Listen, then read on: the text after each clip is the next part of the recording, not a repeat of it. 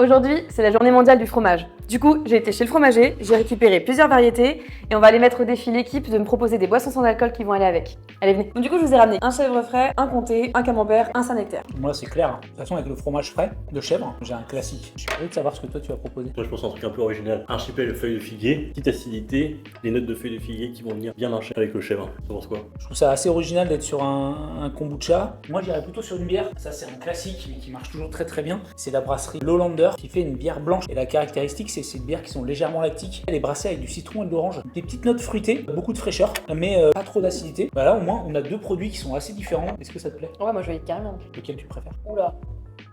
Je sais pas, j'aurais tendance à plus partir quand même sur la bière.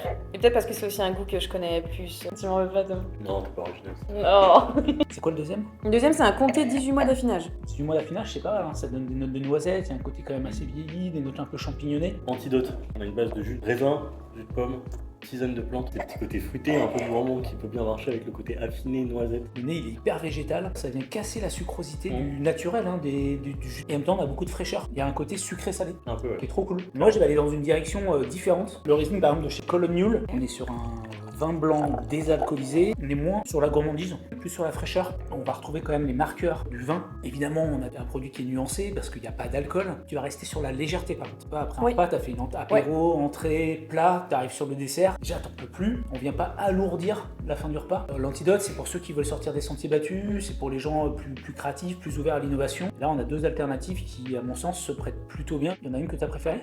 Ouais, l'antidote. Désolé, hein.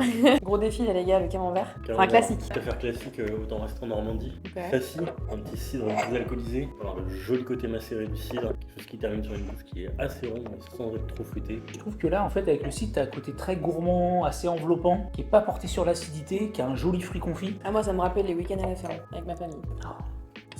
Moi, on est sur un pinot noir, fruits rouges des bois, griotte, cerise. Tu vois, le camembert, il est là, il est expressif et c'est ça aussi qu'on aime, quoi. Faut pas le masquer. Et puis juste pour le plaisir d'ouvrir cette bouteille.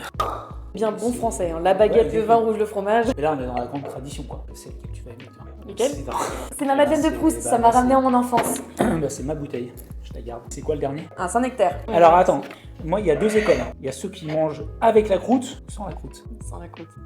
Honnêtement, je suis pas sponsorisé, mais je resterai toujours chez Divin dans leur gamme vigneron. Et en fait, dans ce Sauvignon blanc, il y a beaucoup de gourmandise, qui a des notes justement d'amandes, de noisettes, un petit peu grillées, torréfiées. Et je trouve que ça peut être un accord assez réconfortant. On reste sur la fraîcheur. On a du fruit frais, on n'a pas de sucrosité, on n'a pas non plus trop d'acidité. Ok, moi je pense à un truc un peu plus original. On va continuer à jouer comme ça sur les notes un peu noisettes, amandes. Là, on est sur un thé pétillant, des jolies notes de pêche. C'est quelque chose qui est frais, avec une belle bulle. C'est gourmand comme tout, mais c'est pas sucré, c'est pas trop puissant, c'est pas acide du tout.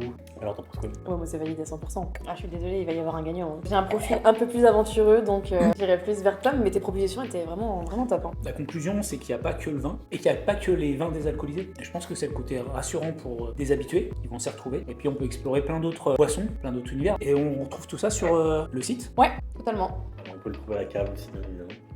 Ah, site.